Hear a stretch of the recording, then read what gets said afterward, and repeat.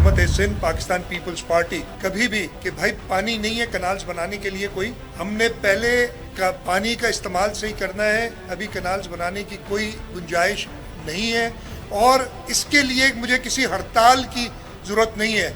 हम हुकूमत सिंध मुहाफिज है, आप हमारे सिंध के लोगों के जो उन्होंने हमें एक मैंडेट दिया है हम उसके मुहाफिज हैं। जैसे शहीद मोहतरमा बेनज़ीर भुट्टो ने कालाबाग डैम, वो अपोजिशन में थी, जब देखा उन्होंने कि हुकूमत, शायद सिंध हुकूमत भी उस वक्त उनके कदम डगमगा रहे थे, तो उन्होंने कम्मू शहीद पे धरना देके कालाबाग डैम खत्म किया था। इस वक्त सदर आसिफ अली जरदारी मौजूद हैं, हुकूमत सिंध पाकिस्तान पीपल्स पार्टी की सूरत में मौजूद है और इंशाअल्लाह ताला कोई ऐसा मंसूबा जिसका सिंध के किसी भी हक पे डाका होगा उसको मंजूर नहीं होने देंगे और वो नहीं होगा। पीपीजे सिंध हुकूमत सिंधु दरिया ते नवा केनाल ठाहिण वारे मंसूबे खे मंजूर थियण न ॾींदी। सिंध जा मुहाफ़िज़ असां आहियूं, केनाल रोकराइण लाइ हड़ताल जी ज़रूरत नाहे। कालाबाग डैम ख़िलाफ़ शहीद बेनज़ीर भुट्टो कमो शहीद वटि धरणो हयो वियो। सखर हैदराबाद वारो रोड ख़राब आहे। सखर ईंदड़ मुसाफ़िर बददुआऊं ॾींदा हूंदा, उहे बददुआऊं सिंध हुकूमत खे न पर कंहिं ॿिए खे ॾिनियूं वञनि। वफ़ाक़ खे घुर्जे त मोटरवे जल्द तामीर करे। सिंध जे वॾे वज़ीर सैयद मुराद अली शाह जो IBA यूनिवर्सिटी सखर में Pakistan literature festival Sukkur chapter 2 जे इफ़्तिताही तक़रीब खे ख़िताब संदसि चवण आहे त सिंध हुकूमत आर्ट ऐं सक़ाफ़त खे हथी वठाइण लाइ कमु करे रही आहे। आर्ट्स काउंसिल जे हवाले सां अहमद शाह जूं ख़िदमतूं वाखाण जोगियूं आहिनि। सिंध हुकूमत सखर जी बहितरी लाइ कमु करे रही आहे। पाकिस्तान स्टील मिल्स वधीक 1350 मुलाज़मनि खे नौकरियुनि मां बरतरफ़ करे छॾियो। बरतरफ़ मुलाज़मनि जी लिस्ट जारी। बरतरफ़ थियलनि में IR, PDN, मेंटेनेंस, इलेक्ट्रिशियन ऐं ड्राइवर शामिल। रावलपिंडी में बरसात सबब ICC चैंपियंस ट्रॉफी जी मैच न थी सघी। ऑस्ट्रेलिया ऐं ॾखण अफ्रीका खे हिकु पॉइंट ॾिनी वई। बरसात जे करे ऑस्ट्रेलिया ऐं ॾखण अफ्रीका जे विच में टॉस बि न थी सघियो। वज़ीर आज़म शहबाज शरीफ बाकू खां ताशकंद पहुची वियो। वज़ीर आज़म जी ताशकंद में अज़बकिस्तान जे आज़ादी जे यादगार ते हाज़िरी। शहबाज शरीफ जी उज़बकिस्तान जे अज़ीम शख्सियतुनि खे ख़िराज अक़ीदत पेश। सिंध हुकूमत ऐं कारोबारी तंज़ीमुनि विच में सोशल मीडिया जी कूड़ियुनि ख़बरुनि जी रोकथाम लाइ फैक्ट चेकिंग जे निज़ाम खे मज़बूत करण ते इत्तेफ़ाक़। सीनियर सूबाई वज़ीर शर्जील इनाम मेमण जी सदारत हेठि business facilitation and coordination committee जो इजलास। कारोबारी बिरादरी खे मीडिया बाबति पेश ईंदड़ मसइलनि ते ख़्यालनि जी ॾे वठि, कूड़ियुनि ख़बरुनि जे कारोबार ऐं मईशत ते पवंदड़ असरनि ते बि ॻाल्हियूं, असराइती हिकमत अमली जोड़ण ते ग़ौर।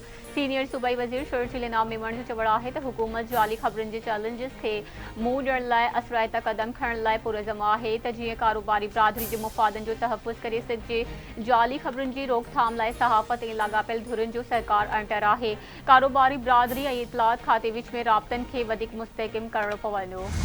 दुनिया की बेहतरीन इंस्टीट्यूशंस में है ऑक्सफोर्ड यूनिवर्सिटी, अरोर यूनिवर्सिटी के स्टूडेंट्स, उनके लिए एक इंसेंटिव है। चेयरमैन बिलावल भुट्टो जरदारी साहब की हिदायत पे हुकूमत सिंध ने 6 स्कॉलरशिप्स, 3 स्कॉलरशिप्स जो हमारे लड़के हैं उनके लिए और 3 लड़कियों के लिए। लड़कों की स्कॉलरशिप शहीद जुल्फ़िकार अली भुट्टो के नाम से और 3 स्कॉलरशिप्स ऑक्सफोर्ड यूनिवर्सिटी में मास्टर्स करने के लिए। हमारी लड़कियों के लिए, फीमेल गर्ल स्टूडेंट्स के लिए 3 स्कॉलरशिप्स हमने रखी हैं। But we'll start a laptop programme. But इस यूनिवर्सिटी का जो कोर एक्सेलेंस हम जिसे करना चाह रहे हैं, आर्ट्स, आर्किटेक्चर एंड हेरिटेज, उस पर फोकस करें। मैं अर्ज करूंगा इस यूनिवर्सिटी के बच्चों को कि वो मेहनत करें। उसके लिए शर्त 2 शराइत है। सिंध का डोमिसाइल होना चाहिए, वो तो है। दूसरा कि आपने ऑक्सफोर्ड यूनिवर्सिटी में एडमिशन खुद लेना है, अपनी बलबूते पे, अपने मेरिट पे। PB चेयरमैन बिलावल भुट्टो जरदारी की क़यादत में सिंध हुकूमत तालीम के पहिरीं तरजीह ॾिनी आहे। तालीमी इदारनि खे वधीक मुस्तहकम ऐं जदीद बणाए रहिया आहियूं। हुकूमत शागिर्दनि खे साज़गार माहौल फ़राहम करण लाइ पुरज़म आहे। इंफ्रास्ट्रक्चर जी बहितरी ऐं समूरनि शागिर्दनि खे बराबर मौक़िया फ़राहम करण ते ध्यानु आहे।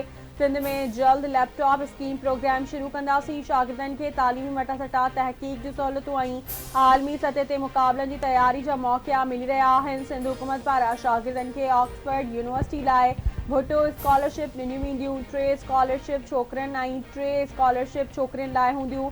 स्कॉलरशिप लाइ 2 शर्त रखिया आहिनि। 1 सिंध जो डोमिसाइल हुअणु लाज़मी आहे। ॿियो शर्त शागिर्द खे मैरिट जी बुनियाद ते ऑक्सफोर्ड यूनिवर्सिटी लाइ टेस्ट पास करनी पवंदी। सिंध जे वॾे वज़ीर सैयद मुराद अली शाह जो अरोड़ यूनिवर्सिटी सखर में ऑडिटोरियम गर्ल्स ऐं बॉयज़ हॉस्टल जी इफ्तिताही तकरीब के खिताब। सन चवणु आहे त अरोड़ यूनिवर्सिटी मुख़्तसिर अरसे में तालीमी मयार ऐं तख़लीक़ी इज़हार जी अलामत बणिजी चुकी आहे। सिंध हुकूमत अरोड़ यूनिवर्सिटी खे हर मुमकिन वसीला ऐं मदद फ़राहम कंदी। IMF जो वफ़द इक़्तिसादी जाइज़े जे लाइ 3 मार्च ते पाकिस्तान ईंदो। IMF सां इक़्तिसादी जाइज़े वारियूं ॻाल्हियूं 15 मार्च ताईं जारी रहंदियूं। नाणे वारी वज़ारत जे ज़रियनि मूजिब पहिरें मरहले में टेक्निकी ऐं ॿिए मरहले में पॉलिसी सतह जूं ॻाल्हियूं थींदियूं।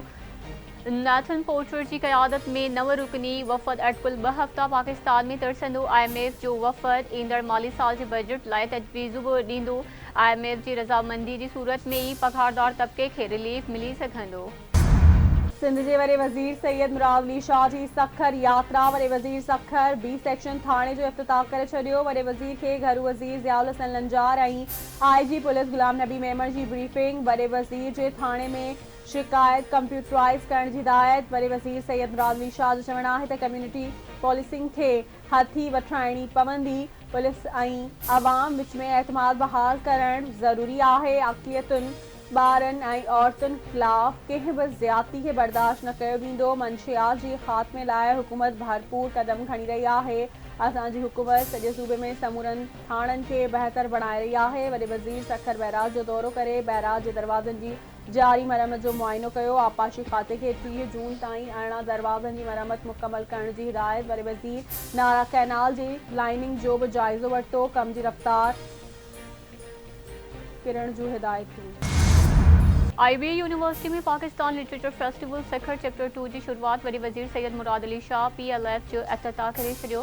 मुख़्तलिफ़ मौज़ूअनि ऐं ते वहकू मुक़ररनि जो चवणु आहे त नौजवान टेक्नोलॉजी वसीले मीडिया में वॾो इनक़लाब आणे रहिया आहिनि। आर्ट जी तरक़ी लाइ संजीदगी सां कमु करण जी ज़रूरत आहे। दुबई फरार थियल तकी हैदर शाह जी पाकिस्तान हवाले करण बाबति केस जी सिंध हाई कोर्ट ॿुधणी। अदालत में घरू ऐं परॾेही मामलनि वारी वज़ारत तरफ़ां रिपोर्ट पेश। वफ़ाक़ी हुकूमत जे वकील आगाही ॾिनी त तकी हैदर हमाद सिद्दीकी ऐं खुरम निसार फरार आहिनि। तकी हैदर बाबति दस्तावेज़ गॾियल अरब इमारात मोकिलिया विया आहिनि। अदालत फरार जवाबदार हमाद सिद्दीकी लाइ इंटरपोल सां राब्तो करण जो हुकुम ॾेई छॾियो। दरख़्वास्त जी ॿुधणी 22 अप्रैल ताईं मुलतवी।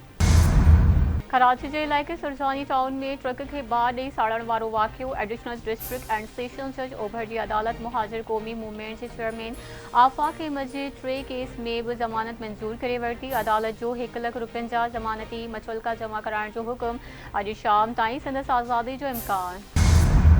मुस्तफ़ा आमिर कत्ल केस में गिज़री पुलिस जो ASI नदीम बि मुलविस करार। पुलिस ज़रियनि मूजिब ASI वाक़े वारे ॾिहाड़े ड्यूटी ते हो। ASI नदीम जी मंशियात फ़रोशनि सां वेझी दोस्ती आहे।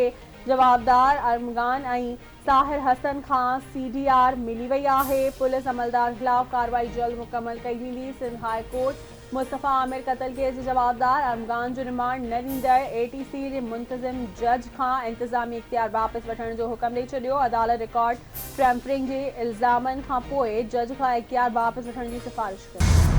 मुस्तफ़ा आमिर कत्ल केस अदाकार साजिद हसन जे पुट साहिर हसन वटां मंशियात हथ अचण वारो मामिलो। कराची जी मक़ामी अदालत जिस्मानी रिमांड में वाध लाइ SIU पुलिस जी दरख़्वास्त रद्द करे छॾी। जवाबदार साहिर हसन अदालती रिमांड ते जेल हवाले। अदालत ईंदड़ ॿुधणी ते केस जी जांच ऑफिसर खां चालान तलब करे वरितो। सिंध हुकूमत जी तर्जमान सुमित अफ़ज़ाल सैयद जो कराची में सिंध स्पोर्ट्स क्लब नाज़माबाद जो दौरो। हुकूमती तर्जमान रांदियुनि वारे खाते जे एतमाम हेठि तलवार बाज़ी जी रांदि बाबति टैलेंट हंट प्रोग्राम जो जाइज़ो वरितो। सुमित अफ़ज़ाल सैयद ट्रेनिंग ऐं कोचिंग कैंप जे हवाले सां तक़रीब में बि शिरकत कई। सुमित अफ़ज़ाल सैयद जो चवणु आहे त रांदियुनि वारे खाते जो ही इवेंट रांदियुनि खे हथी वठाइण लाइ हिकु अहम क़दम आहे। तलवार बाज़ी जी रांदि में छोकिरियुनि जी दिलचस्पी ऐं भरपूर शिरकत सुठो सौण आहे। टैलेंट हंट में चूंडियल रांदीगरनि खे माहिर कोचिस जी निगरानी में तरबियत ॾिनी वेंदी। बिलावल भुट्टो ज़रदारी जी हिदायतूं आहिनि त रांदियुनि में वधि खां वधि औरतुनि खे प्रमोट कयो वञे। PP नौजवाननि जे लाइ मौक़िया पैदा करण में हमेशह अॻिभरी रही आहे।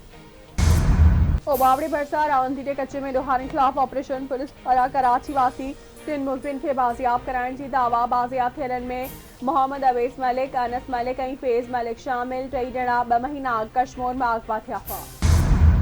गडियल क़ौमुनि जी सलामती काउंसिल रूस ख़िलाफ़ समूरनि यूरोपी तरमीमुनि खे रद्द करे छॾियो। अमेरिकी ठाराव मंज़ूर गडियल क़ौमुनि में यूक्रेन, यूरोपी यूनियन ऐं अमेरिका जे अलॻि अलॻि करारदाद ते वोटिंग थी। गडियल क़ौमुनि जे जनरल असेंबली में यूक्रेन जी जंग जो 3 साल मुकमल थियण ते यूक्रेन जे इलाक़ाई सलामती ऐं रूसी फ़ौजुनि जी फौरी वापसी जी हिमायत वारे करारदाद पेश। यूक्रेन ऐं यूरोपी यूनियन पारां पेश कयल करारदाद में यूक्रेन ते रूसी हमले जो हवालो ॾींदे यूक्रेन मां रूसी फ़ौजुनि जी वापसी जो मुतालबो।